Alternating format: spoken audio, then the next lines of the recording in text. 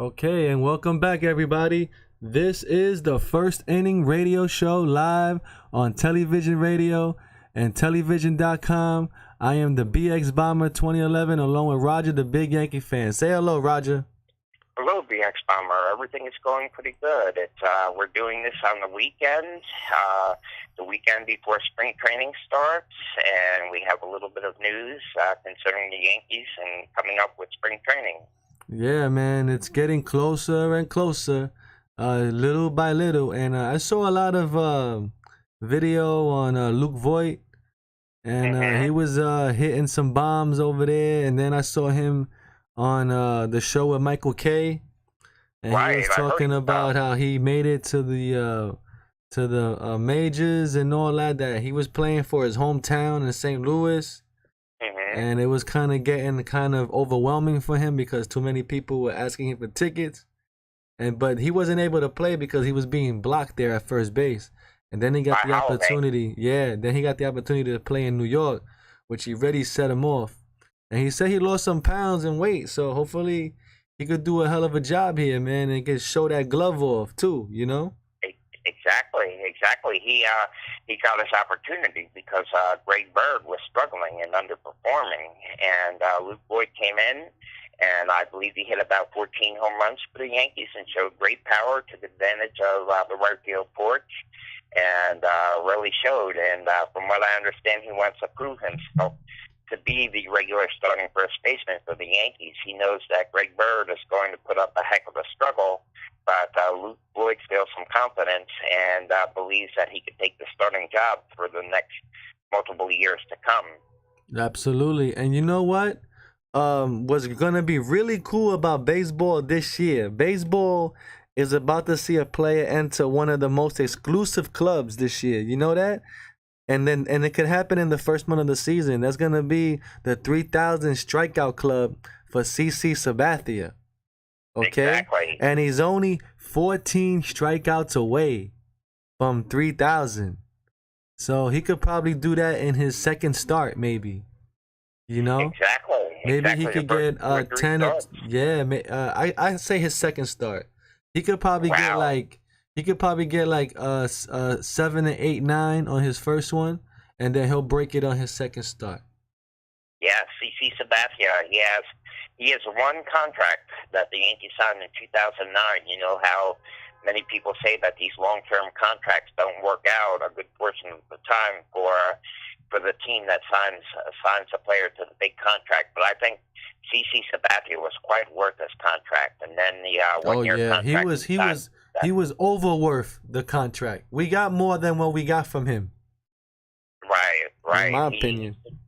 He certainly came through in a very strong manner, especially in 2009. And then he had to reinvent himself as he began to lose velocity. And he reinvented himself and has a very strong slider now. And he can still get it up there into the low 90s, but he relies a lot on finesse now and upon location of his pitches. And he has become a bit of a finesse pitcher and has reinvented himself and is still quite productive and doing a good job for the Yankees. Yeah, actually, you could say like 10 years ago, after the Yankees won the World Series there with Sabathia, the health department there, they told him to stop eating a box of Captain Crunch every day. You know, and ever since he stopped eating that box of Captain Crunch, he kind of lost his power after that, you know? Exactly. And he hasn't never been the same after that, you know? And then he developed that knee problem, which now that he plays with the knee brace, which he's doing good with, but still, you know, I don't know. I guess he needed that weight for himself, but I don't know if his knees would have held up as long as it did right now. You know what I mean? Right. So exactly. He was the type of player that actually did better being heavier. I mean, as far as power was concerned. Yeah. But as you said, his knee, I mean, he's had quite a bit of problems with that knee.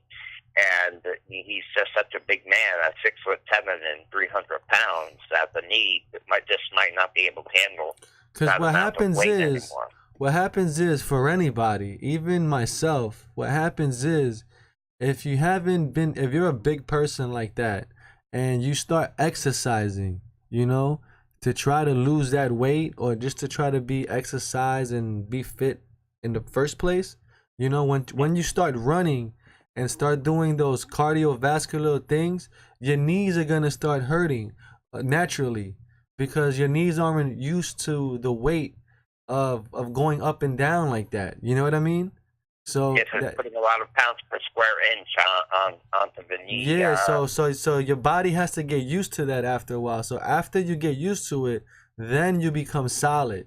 You know, after a while the pain goes away and the pain, you know, you get used to it and it doesn't hurt anymore and you become solid with it and then your knee becomes stronger after. Exactly. You know? So that's probably where he's at now in his career, where his body is stronger, but too bad he's at the end of his career. Yeah. You know, so at least he can finish strong, you know?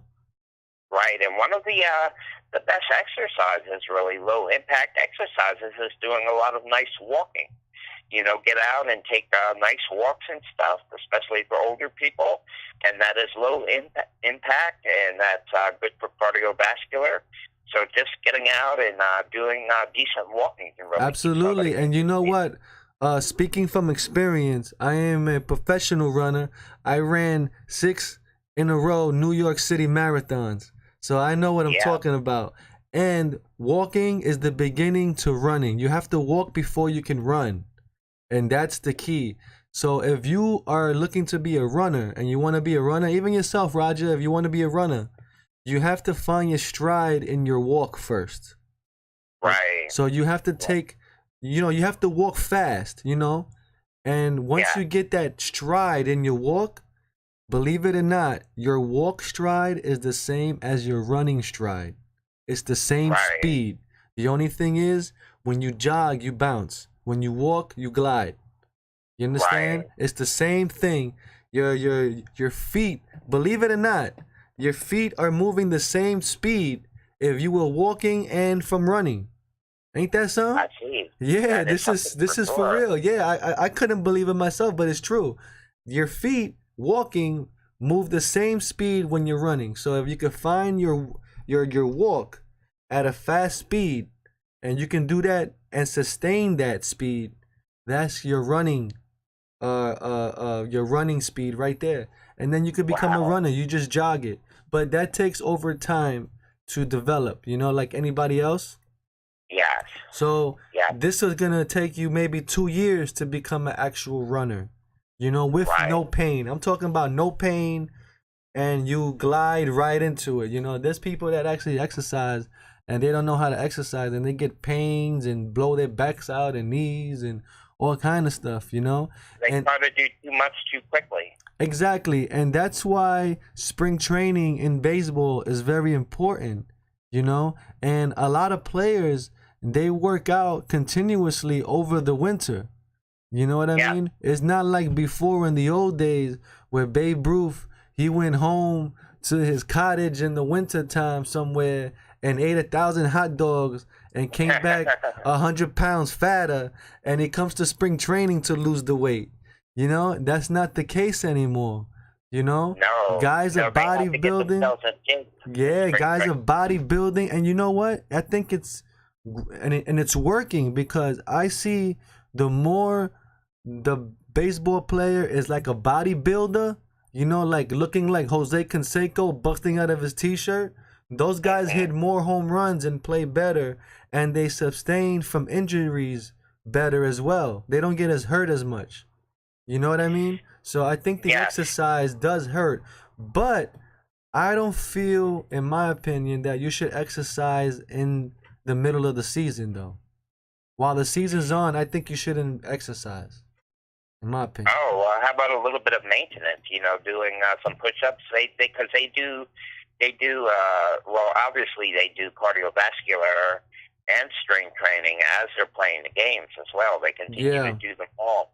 You know, the Yankees have a huge training room set up next to their clubhouse. Yeah, because see, for me, like, let's go back to running, right? When I used to go to the races, right, I used to hold my energy till the starting line. You understand? And use my energy for the race. Now, there's a lot of people that when they go to the race, these guys are running laps already and doing this and doing that, wasting energy. You know, I believe in conserving that energy and save it for the race, and that way you can really take off. You know, Right. so You have like, to pace yourself. right, because it turns into survival after a while. You know what I mean? Just like an MLB season, it turns into survival. So I think you can do some strength training and stuff like that, but I think I wouldn't exercise at all in the middle in the Oh. season. During the season I wouldn't, because you need your energy to play for that game, you know? Well, they continually have to do stretching. They have to do stretching. Yeah, And yeah. you see them before the games. They get out there and they do all the stretching. And I'm down with that. sprint. Yep. I'm cool with Yeah. that. Can I continue? When I was a teenager playing baseball, obviously I was in much better shape than I am now. I've had 10,000 packs of cigarettes since then, but I still get out and do my walking and everything. But at that time, I was doing a lot of jogging and running and cardiovascular, and all of that as well. Playing baseball as a teenager. And now I'm kind of an older guy. I need to get a little more exercise myself these days. And you have to drink a lot of water. Drink water. It's very important. And you know what? When you're running, I didn't know this. Gatorade is very important as well, because you have to bring back the electrolytes. I learned a lot about this stuff. And those electrolytes is you can't really get that in a lot of water. You know what I'm saying? So sometimes you really need Gatorade as well too. Mixed with water. Exactly. And also, what we could say is that the report from Jim Duquette has come out. Jim Duquette, who used to be the Mets GM but is now doing reporting, has come through and said that the Yankees have come through with an offer for Manny Machado of 7 or 8 years at approximately $220 million. So the White Sox, have an offer out there, and that was reported to be $175 million. But they don't know if that was accurate or not. But the Yankees, if this report is accurate, have put an offer on the table for Manny Machado. And some of the Yankee fans may be surprised if Manny Machado signs just before spring training. So we'll see how it goes. I can go either way with it. I think the Yankees are a strong enough team, and as I said, I'm a big fan of Van Duhar and everything, so I could go either way on it. I think the Yankees are a strong enough team, so I could take it or leave it. It depends on what they want to do. I believe the Yankees could get both of them, man. Manny Machado and Bryce Harper. Without losing anybody else on the team. They have enough money to do it. Yeah, they do. Just take them off your hands. That's it. Take them off their hands. That's it. Or which way you want. And there's so much pitching still left as well. They can get bullpen people. There's bullpen people there still left. There's a lot of players still haven't been signed yet that are all-stars. I know. So this spring training has been slow, just like the 2018 one has. 2017, and 2018.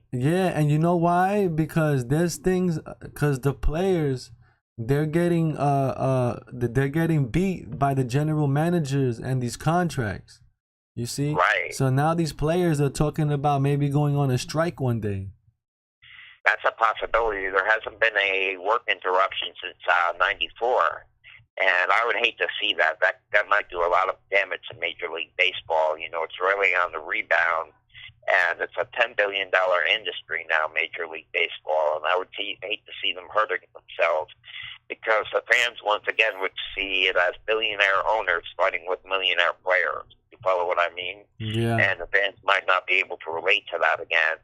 And anytime there's a work stoppage, that could really hurt the sport. Yeah, because you only have so much time to play, Right. Because it's only in the summertime. You can't play this game. You can't stop the season and then continue it. You know what I mean? And play in December, I know it does damage. So, but the owners now are working with a lot of the StatCasts and with sabermetrics and everything, and they're thinking about developing their team from the farm system. and using a lot of analytical people to decide on whether or not they want to bring in a big high-priced free agent or work from within.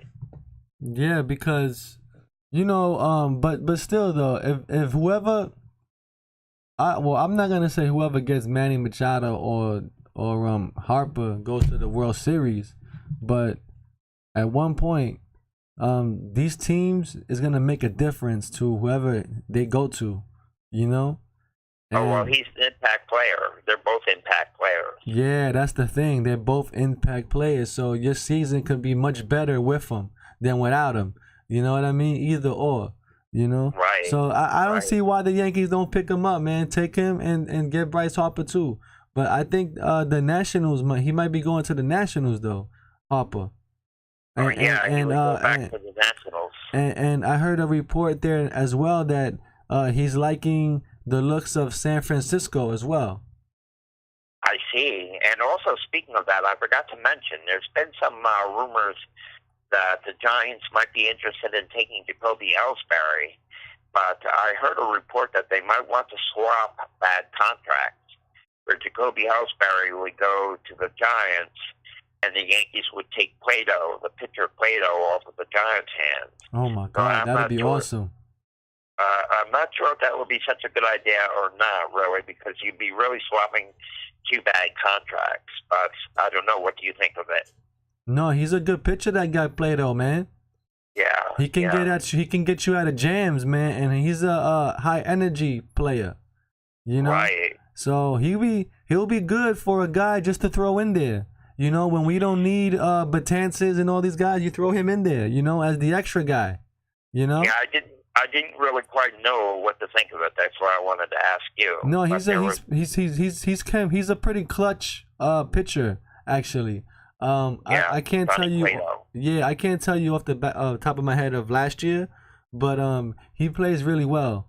So you can use him in a role like the Yankees, where where he can come in time to time, you know, and you could use him. That's a person that you could use, you know. Right. That you can, how you say that, they're disposable, you know?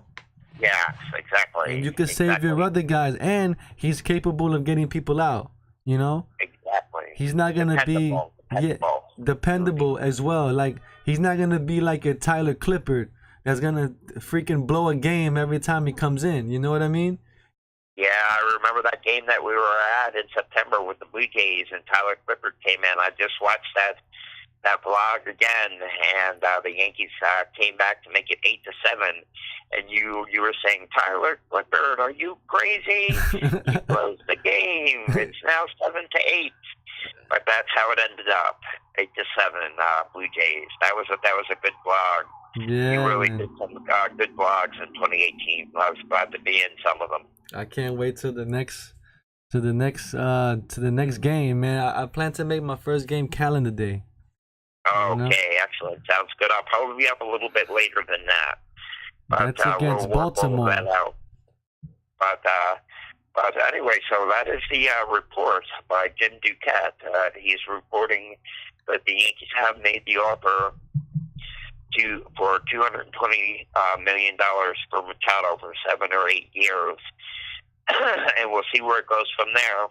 And you know, and to talk about that, let's go back to CC Sabathia and his 3,000 strikeouts, right? Mm-hmm. There's only 17 pitchers to reach 3,000 strikeouts. That's crazy. So he's gonna be number 18, right? Yes. And mostly wonderful.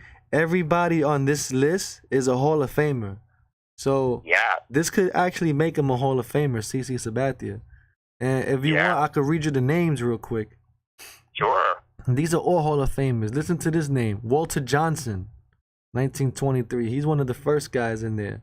Bob Gibson, hell of a pitcher. Gaylord Perry, I got his autograph. Nolan Ryan, 1980. Tom Seaver, 1981, got his autograph. Let's see, Steve Carlton, another awesome guy, 1981. Ferguson Jenkins, got his autograph, 1982. Ooh, Don Sutton. Look at that. Don Sutton, he did it in 1983. Phil Nicaro, he did it in 1984. Bert Beverlin, 1986, Roger Oh, Burt Clemens. Blyleven, yeah. Burt Blyleven, I'm sorry. 1986, Roger Clemens, 98, and even Randy Johnson in 2000, Greg Maddux in 2005, Kurt Schilling with the whole sock and the red blood and the whole thing in 2006, and Pedro Martinez, Who's Your Daddy? Who's Your Yeah. Daddy? In 2007, and John Smoltz, 2008. Right, and the strikeout leader, of course, is Nolan Ryan. Yeah, man. So, man, Over 5,000 strikeouts. I forget his exact total now. I think it was over 5,000 strikeouts for Nolan Ryan. yeah, Nolan Ryan. That dude is like, he was like he was mythical being, man. Oh, you know? yeah. I don't He think had a magical arm. yeah, I don't think we're ever gonna see stuff like that again, man. You know? Even with all of the hard throwers that we have in today's game, Nolan Ryan had a beast of a fastball. My goodness, he was routinely over 100 miles per hour. I mean, he had a massive fastball. That was a killer fastball, and had a very powerful curveball as well. And of course, Nolan Ryan had 7 no-hitters as well throughout his career. And listen to these names that aren't on the list of 3,000. Listen to these names. Tom Glavine is not on that list. Don Drysdale is not on that list. Sandy Koufax, Robin Roberts, and Dwight Gooden. And even Jim Palmer is not even on the list of 3,000. That's crazy. And those are guys who were phenomenal pitchers. Yes, what happened with Sandy Koufax is he had to retire very early. He retired after 66 because he had many arm troubles, many problems with his arm, and he had to retire at the age of 30. So he really only had about a 10-year career, Sandy Koufax, even though he was dominating for many years in the early 60s. He had to retire early because he had a lot of arm problems. Wow, man. And you know, it's been 11-year gap since the last person ever hit 3,000 strikeouts, and that was John Smoltz was the last person 11 years ago. So Wow. This is a major feat, man, in baseball, you know. And this year, like I said, I plan to go to every CC Sabathia start at Yankee Stadium. Wow, that'll be fantastic. That'll be fantastic. And that'll really be fantastic. Excellent. So, I hope to get to 9 games this year, and obviously quite a number with you, and we'll work all that out. And definitely looking forward to having a good season. Yeah, and you know who should be a Hall of Famer as well, because I just came across his name here, and he has only 2,536 strikeouts, is Bartolo Colon. Bartolo. Oh, yeah, Bartolo, who seems to be going on forever and ever. He's like the oldest pitcher. Again this year. And I'm not sure, but he has a lot of records, too, that guy. 20 game winners and all kind of stuff. Cy Young and all kind of stuff. So that guy, he might be going to Hall of Fame one day. He's been around forever. It's kind of like Nolan Ryan had a 27-year career. Yeah, and Nolan Ryan stayed a power pitcher throughout his career as well. Nolan Ryan was incredible. Nolan Ryan came up with the Mets, and then of course they traded him to the Angels, and Nolan Ryan came up with the Mets, played with the Angels, the Texas Rangers, the Houston Astros. So Nolan Ryan had a amazing career as well. Yeah, man, he was like the Michael Jordan of pitching, you know? Oh, yes, absolutely. Yeah, man, we're never gonna see something like that, man. Again, I don't know. Maybe the closest, maybe now we can see in person. Maybe that we don't know that we're seeing it live. Severino might be that guy now, you know, because he's pitching pretty awesome, you know, and he did last year, and he kind of burnt out, but if he gets his act together and continues, you know, he can have a Hall of Fame career from now on, you know, from here and now on, you know, he can have a Hall of Fame career. Exactly. Severino, many people felt that he may have tired and he lost the tick off the fastball and that he may have been tipping pitches. and having a few difficulties, and that's why he got hit in the second half of last season. But still, we have to remember he won 19 games. He was overpowering in the first half of the season, and he won 19 games and had a 3.39 earned run average, so and 225 strikeouts for the season. So that's pretty darn good, and let's hope that he can have a strong season. And in my opinion, I believe he came up a year too early. I see. You know, because I think when he was in the first year, when we was going to the playoffs and all that, they kind of burnt him out there, you know. And then he stutter-stepped in the playoffs, you know, and they blasted him, you know. And then he had to look for redemption the next year. I think he had some anxiety in the 2017 wild card. Yeah, absolutely. So they kind of brought him up. I mean, he was worth bringing up that year. I'm not going to take it away from him. But I'm just saying that I think they could have waited till the next year to bring him up full potential instead of half the year. You know what I mean? Exactly. Yeah, he could have started the next year and not bring him into stuff like that, you know? But you know what? It made him a major league ball player, though. You know? Oh, yes. He's a 19-game winner last year. Yeah, man. So he kind of... I just don't want him to get hurt. That's my point. You know, that you bring him up too fast and you blow out the kid's arm, and now we don't have him no more. You know what I mean? So I'm trying to give him longevity, you know, in a way. You know, hopefully he can pitch for 10 years or 15 years, you know? Oh, yeah. Because the major league life for a player is like an average of 6-7 years for a player. Right. You know? They don't even last that long, you know? And you know what? 6-7 years is not good enough, because when you come up with the team as a rookie, you have to wait 6 years to go into a trade. Yeah, it's a free agency. So you have to wait 6 years anyway. So that's not good if your career is only lasting 6-7 years. You know what I mean? So it's something to look at, and that can be a major contribution to this baseball lockout one day. You know? I know. Because maybe Major League Baseball's Players Association and ownership have to get together on a few things, like rule changes or things involving contracts or free agency. All of this stuff has to be hammered out. Yeah, because if the life of a player is 6-7 years, then you're going to have to cut down on holding them from 6 years to maybe 4 years, right? And let them go after a while. And then maybe that can bring out the league a little bit better, because now you got better players circulating now. You know, instead of waiting and like right now with the 6-year thing, it's like a drip in the bucket. Like a few players come out and you only have this certain amount of time to grab them. You know? Maybe if you cut it down to 4 years, you have a bunch of guys to grab. You know, and everybody like, oh snap. You know, it's like playing jacks with the with the marbles. You know, see how fast you can. They have more of their prime years that you can have them for.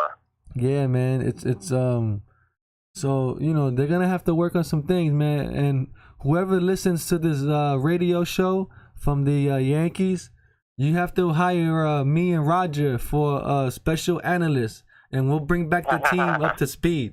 So whoever's listening, I know you do, and this message is to you. You can hire us and count on us to be the guys to take over. You know, fire Brian Cashman, hire me and Roger. We'll take care of it. You can split Brian Cashman's salary in half and just give it to us. That's all. Sure, I'd be happy with that. That's it, and we'll bring back the team, man. But it's been a great radio show. It's already 29 minutes, and it's been great, man. It's been a great talk, and spring training's around the corner. And baseball's almost back. You want to say anything before you go, Roger?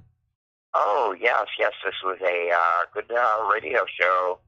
And definitely looking forward to spring training. And we'll talk to you again soon. That's right, man. And I want to always let everybody know, please hit the like button, subscribe, comment, let us know that you care, that you're alive, and that you even love baseball. So let us know what's going on. And we'll see everybody in the future. So long, everybody. And we'll see you on the next one. Take care.